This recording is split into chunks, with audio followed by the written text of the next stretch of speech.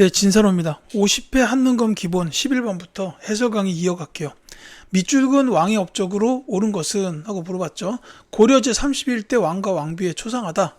자, 이 왕은 정동행성 이문소를 폐지하는 등 원해 간섭을 물리치기 위해 많은 노력을 했다라고 돼 있어요. 이게 매우 중요한 키워드죠. 이걸 가리켜서 우리는 반원 자주정책이라고 합니다. 자, 바로 공민왕입니다. 자, 이 공민왕은 크게 반원 자주정책과 민생 안정정책. 근데 이 민생 안정이라고 말씀은 드리지만 사실 이게 그 왕권 강화 및 당시의 지배 세력이었던 권문세종 약화로 볼 수도 있어요. 이게 대표적으로 전민 변정도감이 있죠. 땅과 백성들을 자세히 살펴가지고 이제 불법적으로 노비가 된 사람들을 양인으로 돌려놓고 권문세족들이 불법적으로 자기 땅이라고 편입한 토지들을 원래대로 돌려놓는다. 이게 이제 전민 변정도감이 추진했던 일이에요.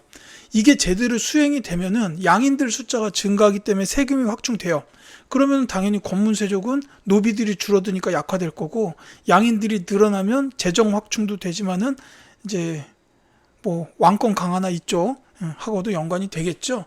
이제 그런 게 그 전민 변정도감을 통해서 추진이 됐는데, 이거 이제 신도원이라는 스님이 이 전민 변정도감을 책임졌던 분입니다. 자주 나오니까 기억해 주시고요. 이 반원 자주정책으로 정동행성 이문소 폐지했다. 요건 나왔으니까 안 쓸게요. 그 외에는 쌍성 총관부를 공격했다.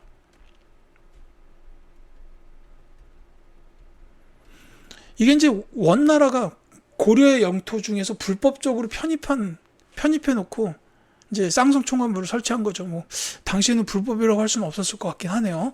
그래서 어쨌든 천령 이북 지역을 회복해요. 이제 요게 있고, 또 하나가 있다면은 기철과 같은 친원 세력들을 숙청했다. 이런 것도 있습니다. 그 다음에 여기 이제 사진에 보면 이 오른쪽에 계시는 분이 공민왕이고, 이 왼쪽에 계시는 분이 바로 그분의 왕비 노국 대장 공주가 되겠죠. 요거까지 뭐 이렇게 봐두시면 좋겠습니다. 제가 말씀드렸던 게 정답은 있었어요. 4번이 정답이에요. 쌍성 총관부를 공격하였다가 바로 공민왕입니다.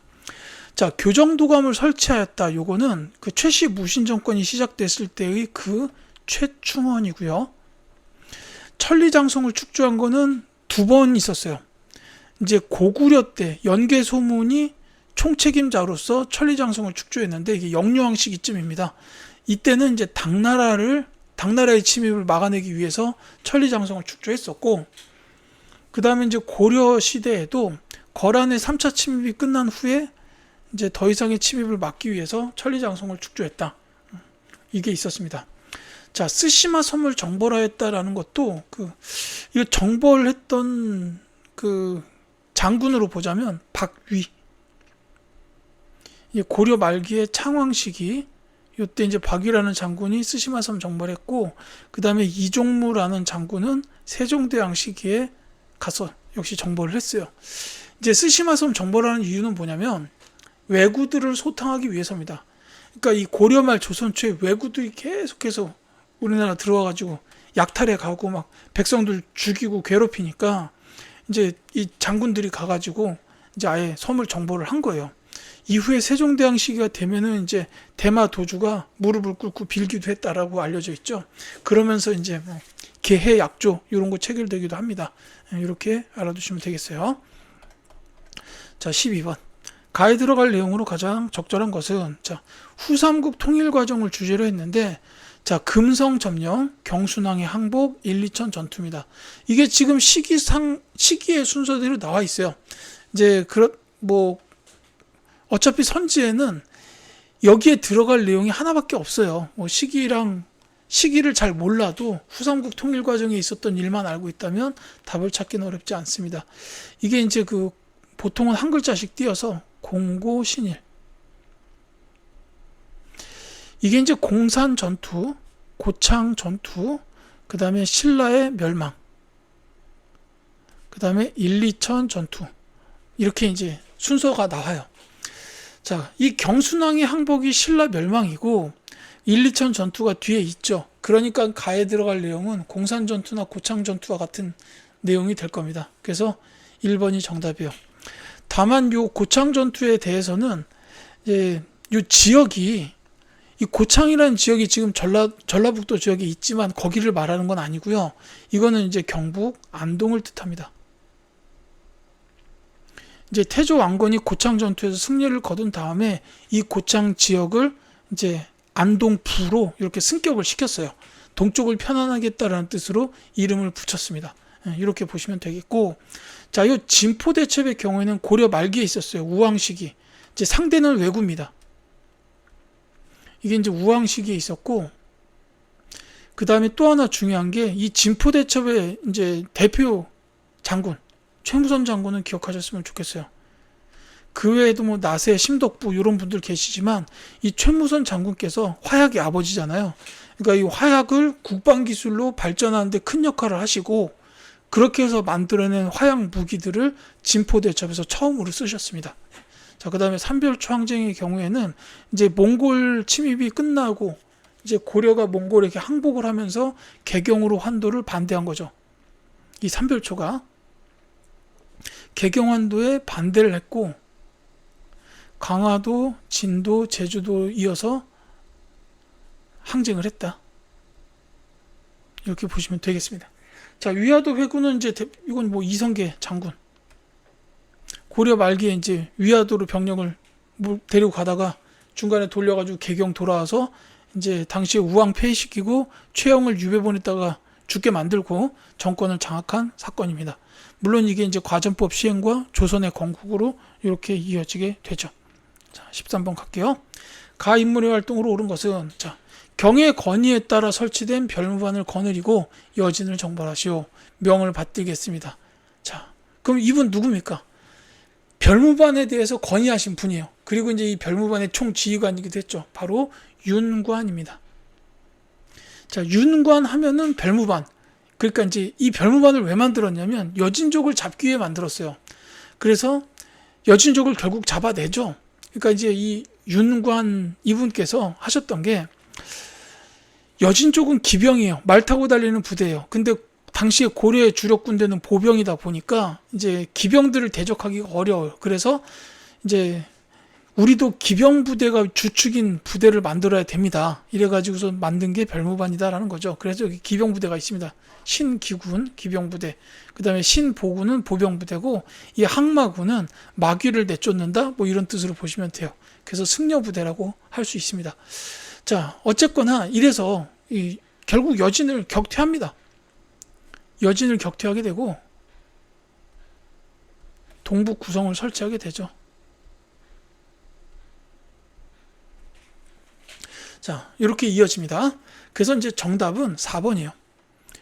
이 윤관, 이 장군이라고 말하기가 애매한 게 이분은 원래 문관이에요. 뭐 강감찬 장군 그분도 원래 대단한 문관이잖아요. 막 저기 그 학사 승지 막 이런 높은 벼슬까지 지내셨고, 특히나 이 윤관 같은 경우에는 아예 완전 최고 관등 재상 문화 시중까지 오르셨던 분이에요.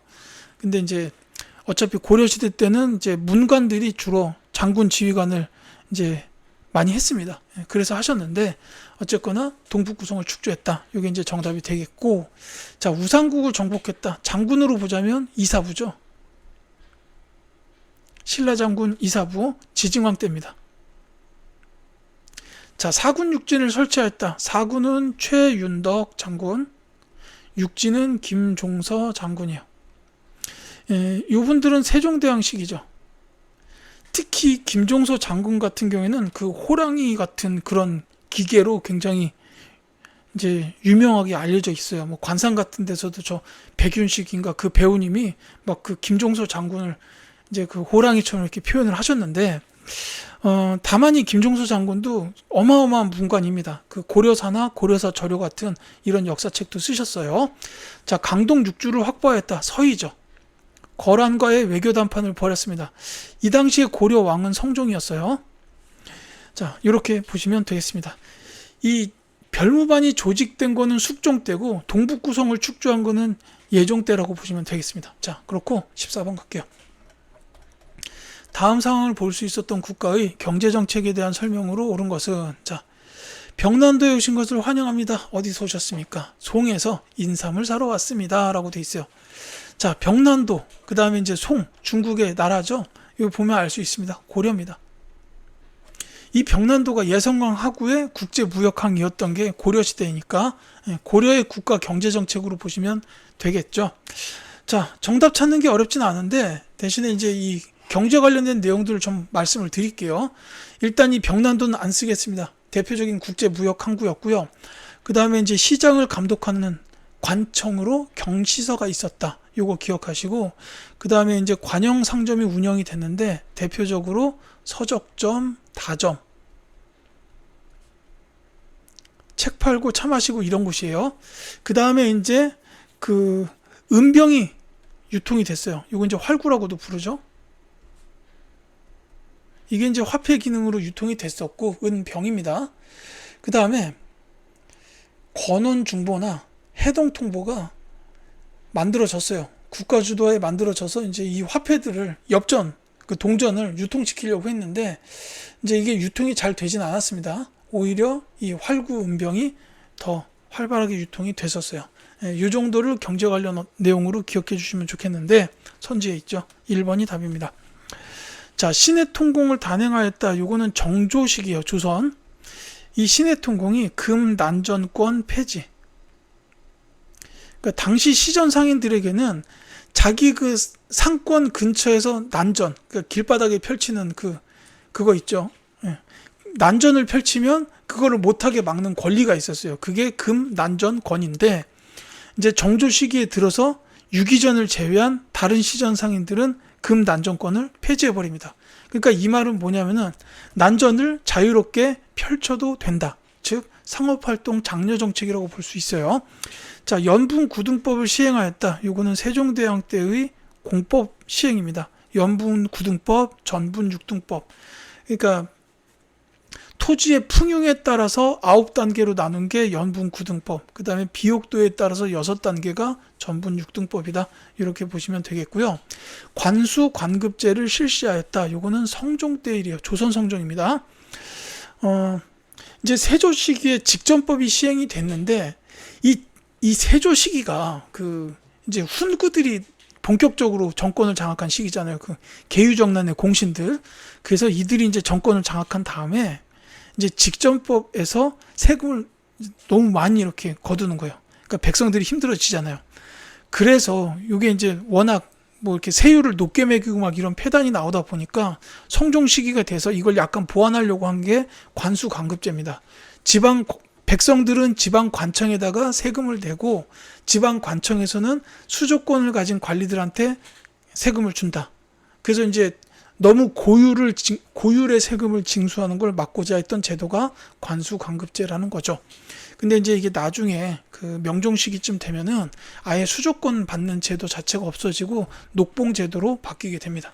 이건 이제 참고해 두시고요. 15번 갈게요. 가에 들어갈 왕의 업적으로 옳은 것은, 자, 시무 28조 수용, 국자감 정비, 상평창 설치, 경학박사 지방 파견, 이성 육부제 마련, 이런 것들이 나왔습니다. 여러분들이 기억할 만한 가장 대표적인 키워드는 바로 요 시무 28조 수용이에요. 이제 요걸 통해서 이 시무 28조가 최승로 학자가 이제 시무책을 올린 거죠. 그거를 받아들였다는 게 바로 가에 들어갈 왕입니다. 자, 이분은 고려의 성종이에요.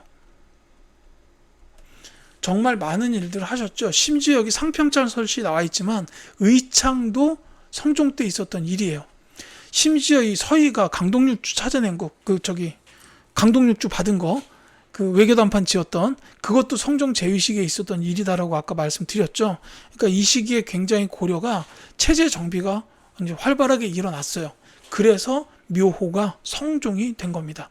뭐 의창, 상평창, 국자감, 그 다음에 경학박사들 파견해서 이제 지방교육 강화하고 그 다음에 이성육부제 마련.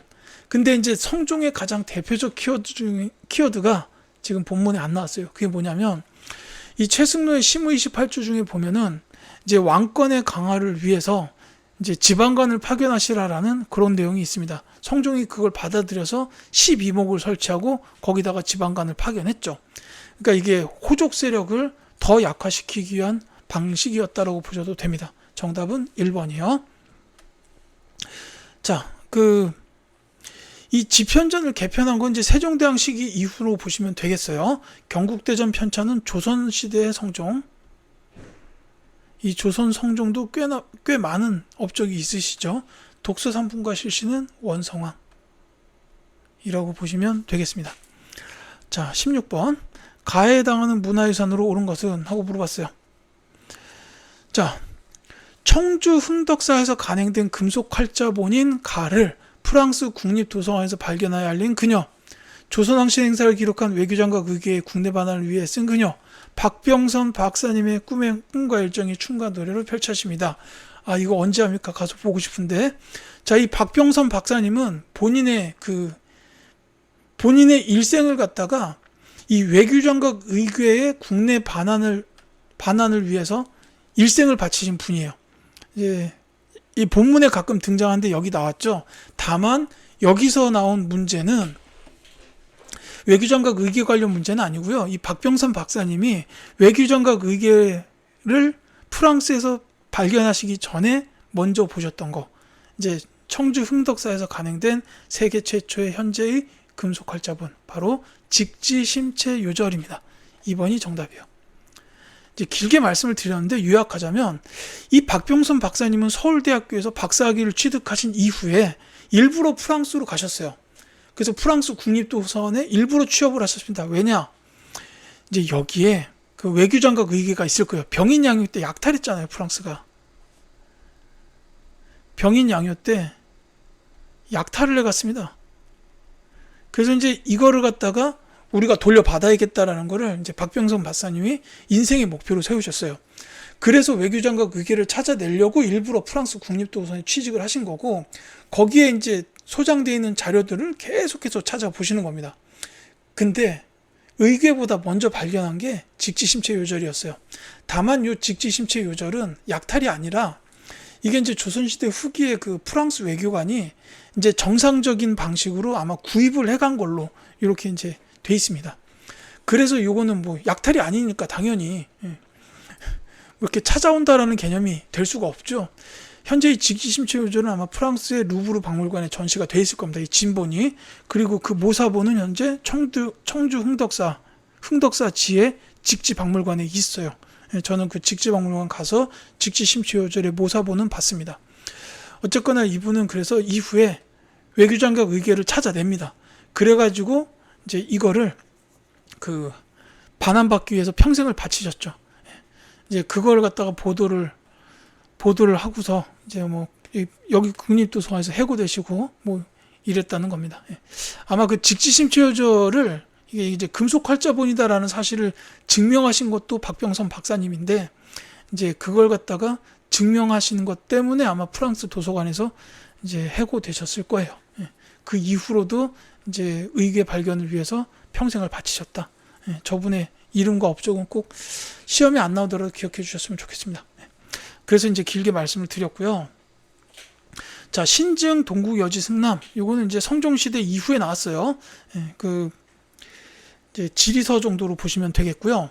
왕오 천축국전은 통일신라 시대 해초 스님께서 쓰신 인도 주변의 5나라를 방문하시고 이제 기록한 그 기행문으로 보시면 됩니다.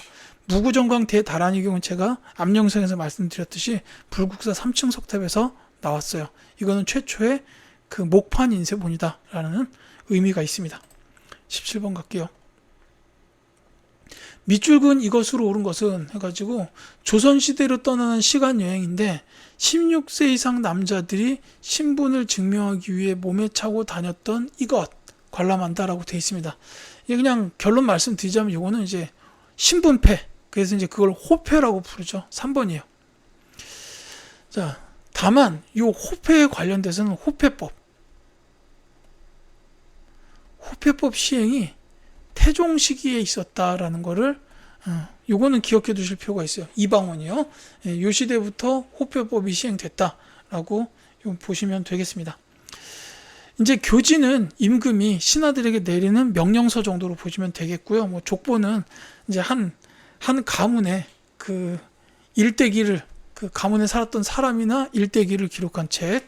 그 다음에 이 공명첩은 세도정치 시기에, 주로 세도정치 시기에 많이 발행이 됐죠. 이게 이제 그 벼슬을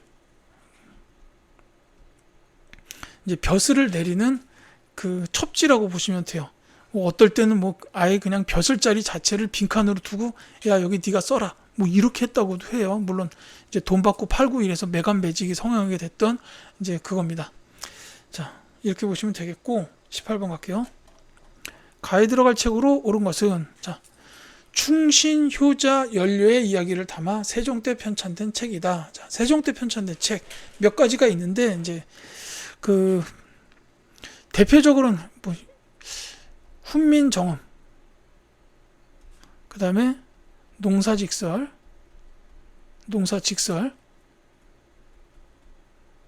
그 다음에 칠정산. 이제 요거는 대표적으로 저는 그냥 이게 세종대왕의 애민정신과 관련된다라고 묶어요. 애민정신, 그리고 내지는 조선만의 독자적인 이제 그 체계를 구축하는, 이 훈민조금은 뭐 독자적인 글자 체계, 이 농사직설은 독자적인 농사 체계. 왜냐하면 명나라의 농사 책으로다가 농사를 지을 수가 없잖아요. 땅이 다르니까. 땅과 날씨가 다른데 뭐 명나라 책 씁니까? 그래서 이거는 이제 조선의 농부들에게 자문을 구해가지고 썼던 책이다라고 보시면 되고, 이 칠정사는 한양에 맞는 천문역법 책이죠. 이제 그 외에도 기억해야 될 게 있다면은 뭐 이제 삼강행실도,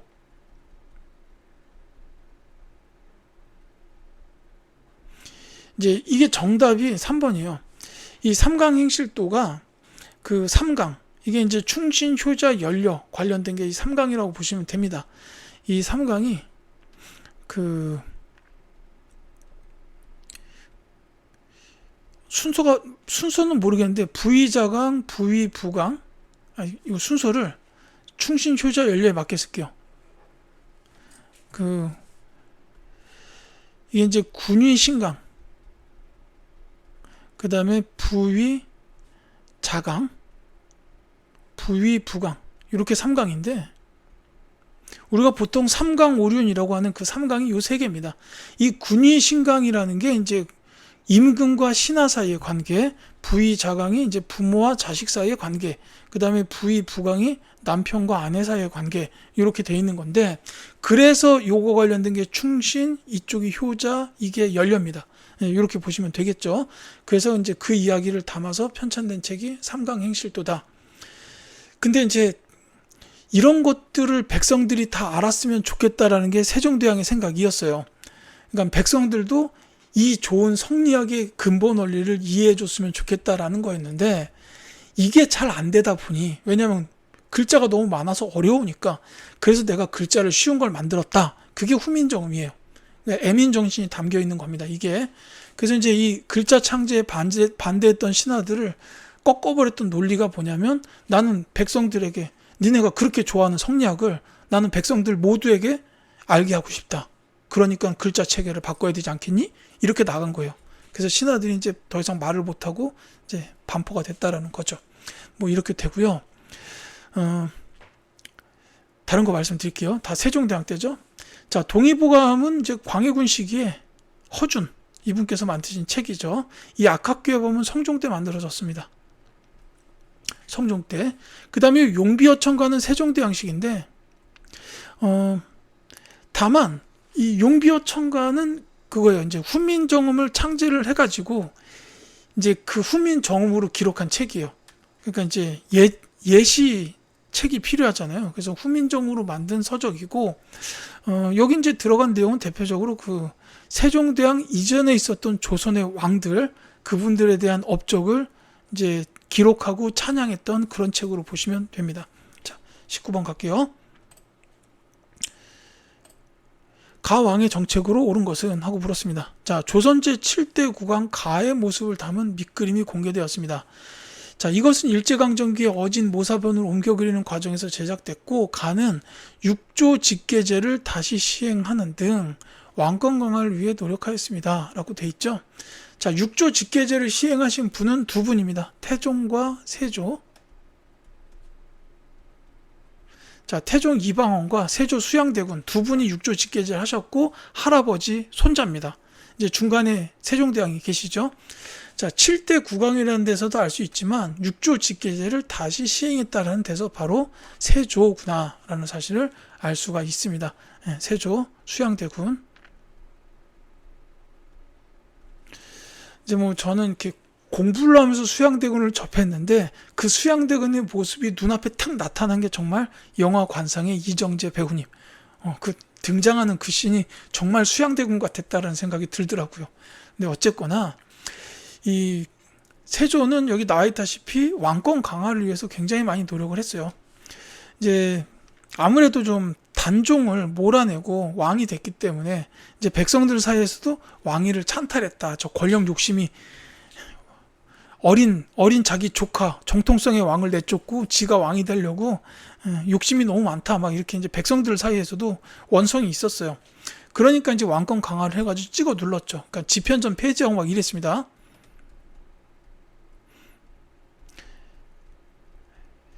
그 막 신하들이 이제 집현전에서 학문 연구하고 막 이래가지고 왕에게 이게 조언을 하는 거를 받아들일 수가 없어요. 왜냐하면 정통성이 취약하다 보니까 이제 신하들이 정책 시행할 때마다 하나하나 태클을 걸 거 아닙니까? 그러니까 이제 의정부 제도를 약화시키고 6조 직계제 다시 한 거고 이제 학문 연구 필요 없다. 집현전 폐지, 경연 폐지 막 이런 거 합니다. 신하들하고 논의 자체를 이제 하려고 안 했다라는 거예요. 막 이러면서 왕권 강화했고 또 하나가 이제 토지 제도를 바꾸죠. 직전법 실시. 그 전에 과전법이나 뭐 수신전, 휴량전 있었는데 이런 거 싹 다 없애고 직전법으로 바꿨다라는 거. 이것도 이제 중요한 내용입니다. 그래서 정답이 2번이에요. 이제 그 과전법에서는 전직 현직 관리에게 전부 수조권을 줬는데 그러다 보니까 토지 부족 현상이 발생을 했고 그래서 이제 세조가 직전법을 실시하면서 현직 관리의 수조권만 남겼어요. 전직은 없애버리고 그 다음에 이제 수신전이나 휴량전 같은 이런 세습되던 수조권들도 싹 다 폐지를 시켰습니다. 이게 그럼 당연히 그 관련 신하들의 반발이 있었을 텐데 이제 이런 제도 시행이 가능했던 게 그만큼 이제 왕권을 강화시켜 놨기 때문이다라고 보시면 되겠죠. 자, 경복궁을 중건한 거는 흥선대원군 시기, 초계문신제를 시행한 거는 정조, 오군영 체제를 완성한 거는 숙종입니다.